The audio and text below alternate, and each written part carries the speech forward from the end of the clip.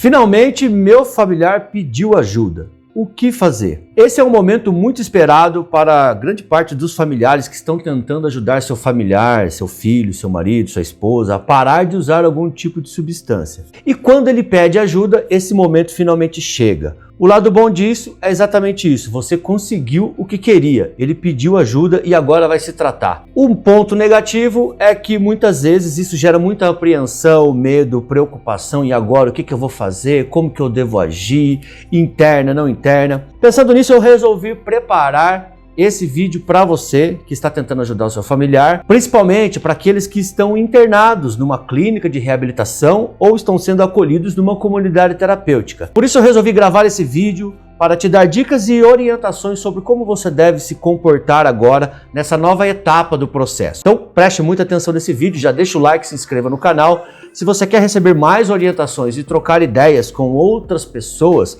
trocar experiências, faça parte do nosso grupo de apoio lá na comunidade no WhatsApp. Tem grupo de apoio a familiares e grupo de prevenção de recaída para dependentes químicos em recuperação. Se você acha que esse trabalho ajuda você de alguma forma, seja membro da Academia SOS, a nossa área de assinantes.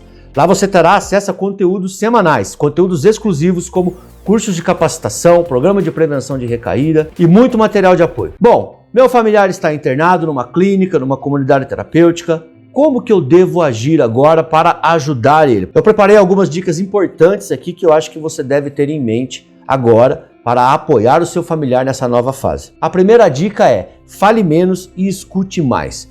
Tem familiar que logo na primeira visita já, a pessoa está numa ânsia de querer ajudar, como sempre, e o codependente, principalmente, ele tem uma mania de... ele fala muito e ouve muito pouco. Ele tem o vício em dar sermão e conselhos. Então, muitas vezes, a pessoa ela vai na primeira visita numa clínica, numa comunidade, já com essa postura de falar. Ela tem que falar o que a pessoa tem que fazer e ela perde, muitas vezes, uma coisa muito importante nesse começo de tratamento, que é ouvir os profissionais, conhecer a metodologia do tratamento, ouvir o próprio familiar para ver se ele está se adaptando. Muitas vezes deixar a pessoa falar, ela vai trazer informações importantes que você precisa saber para poder ajudar ela a se motivar ainda mais. Então ouça bastante, aprenda sobre o tratamento, demonstre curiosidade e não fale, não fique pecando pelo conselho. Eu costumo dizer que o familiar peca pelo excesso de conselho, ele quer dar conselho o tempo todo, ele quer dar sermão o tempo todo e isso atrapalha. O segundo ponto que você tem que ter em mente é que uma visita terapêutica não é festa, é um momento importante do tratamento. Então evite ficar levando presentes para agradar, não fique com dó do familiar, tentando bajular a pessoa, tratando a pessoa como coitadinho, com dó. Leve somente o necessário e aprecie os momentos que você vai ficar lá. Não fique tentando convencer a pessoa, agradar a pessoa com coisas materiais. Até porque isso pode até atrapalhar o tratamento. Uma outra coisa importante é tentar entender o momento da pessoa no tratamento. A pessoa pode estar motivada a permanecer no tratamento porque está aprendendo, está feliz, está se sentindo bem, ou pode estar desmotivada e demonstrando sinais de abandono. Em ambos os casos, a postura deve ser de motivação, encorajamento, elogia a pessoa. Olha, você está bem, a gente percebeu que você está mais bonito, fisicamente melhor, psicologicamente melhor, você conversa com a gente, você está mais legal. Tudo isso é sempre importante, o encorajamento. E também, quando a pessoa não está num bom momento, por exemplo, é difícil, porque às vezes a família quer trazer informações de fora, né? Quer trazer notícias de fora, ou às vezes até preocupações, o que muitas vezes deve ser avaliado com muita cautela com os profissionais, mas a família fica falando das coisas que estão acontecendo lá fora. Se a pessoa não está bom no momento querendo ir embora, trazer informações de fora pode não ser uma boa hora para fazer isso, porque pode aumentar a preocupação da pessoa, a ansiedade da pessoa, e a pessoa pode querer ainda mais ir embora. Então, saber o momento que a pessoa está no tratamento pode ajudar no tipo de informação que você vai levar para ela lá dentro. E esse é um outro ponto a se falar. E esse é um outro ponto que você tem que tomar cuidado. Que tipo de informação levar para a pessoa? É sempre bom você estar muito alinhado com o psicólogo da instituição, com os profissionais da instituição, porque a família sempre tem essa mania de levar as preocupações para dentro lá da clínica, até como uma espécie de autossabotagem inconsciente, né? Aí a pessoa pede para ir embora e depois a família culpa a pessoa por ter abandonado o tratamento. Mas a família levou preocupação lá para dentro. Então, tome muito cuidado com o tipo de informação que você leva lá fora. Vai existir um momento certo para você trazer uma informação ou uma preocupação. Às vezes o profissional deve estar do lado para conduzir o processo de maneira que não gere ainda mais ansiedade na pessoa e ela não peça para ir embora. Então saiba muito bem o que levar para dentro. Uma outra dica importante é evitar ficar lavando roupa suja, ficar revivendo coisas do passado, ficar entrando em situações que aconteceram, pendências. Por mais que possa haver algumas pendências a ser resolvidas, é sempre importante ter em mente que isso deve ser feito com acompanhamento profissional no momento certo. Muitas vezes a família atropela as coisas, a pessoa está um mês em tratamento, a família vai lá e quer ficar ressuscitando coisa que aconteceu há um ano, ou coisas pendências que a pessoa deixou. Saiba o momento de fazer isso. E enquanto você não sabe se é o momento certo ou não, é melhor não fazer, não ficar culpando, tentando identificar culpados do porquê que aconteceu aquilo, você é culpado ou você não é culpado. Então tome muito cuidado com esse momento de ficar lavando roupa suja, ficar levantando ressentimentos, mágoas, todos esses problemas familiares, porque isso precisa ser resolvido. Não é que vocês têm que colocar uma pedra nesse assunto, mas tem que saber o momento certo e a maneira certa de se fazer isso. Outro ponto importante é não negociar, não barganhar com a data de validade do tratamento e nem ficar prometendo coisas. Olha, eu vou te comprar isso se você terminar o tratamento, eu vou te dar isso se você terminar o tratamento. Isso é péssimo para a recuperação, primeiro porque você condiciona a recuperação a um tipo de interesse material.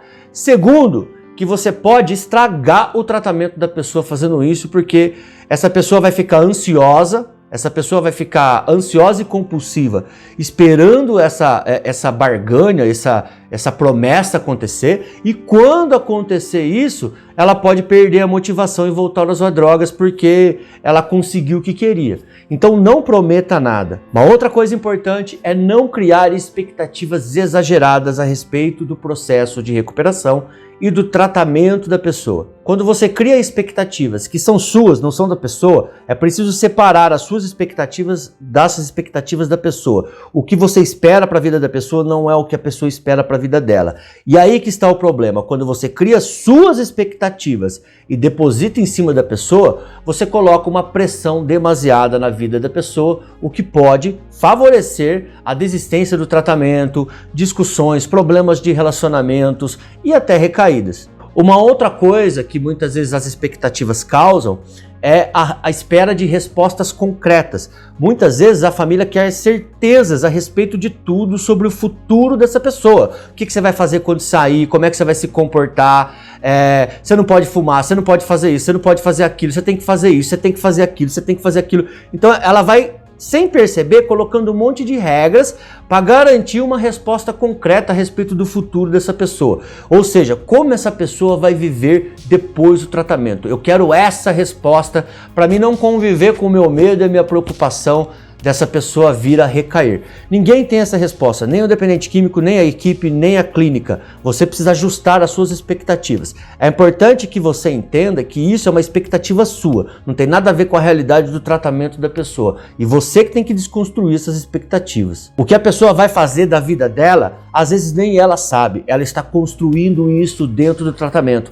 Então ela não pode te responder isso. Outro ponto muito importante é não se deixar manipular. Muitas vezes a pessoa, quando está lá dentro e está querendo ir embora, está pensando em abandonar, ela pode se utilizar de chantagem emocional e manipulação para poder convencer o familiar a tirá-la de lá. Então preste muita atenção na manipulação também. É por isso que você tem que se preparar aqui fora dos grupos de apoio, na terapia, para não ceder a chantagens emocionais e manipulações. Não caia em transferência de culpa e de responsabilidade, não fique se sentindo culpado e responsável pelo tratamento do outro. Ninguém é culpado, ele tem a responsabilidade dele, você tem sua responsabilidade e acabou. Mas muitas vezes o seu sentimento de culpa é a arma que ele precisa para usar para manipular você e fazer chantagens. Muitas vezes pessoas que se sentem muito culpadas por tudo e responsáveis por tudo, elas são vulneráveis e são facilmente manipuláveis. E por último, não faça tratamento no lugar do outro. Essa questão do codependente se sentir responsável pelo tratamento do outro, ela faz com que muitas vezes o codependente atropele as coisas e queira fazer praticamente o tratamento no lugar do outro. Ela quer entrar na frente do outro para fazer o tratamento no lugar dele, como se ele pudesse fazer isso. Você não pode mudar o outro, você não pode se tratar pelo outro e você não pode tomar todas as decisões relacionadas ao tratamento do outro. É ele que deve tomar essas decisões e não você. Gostou das dicas? Se você tem mais alguma dica que eu esqueci de mencionar aqui, coloca nos comentários que talvez a sua dica possa ajudar outros familiares, tá ok?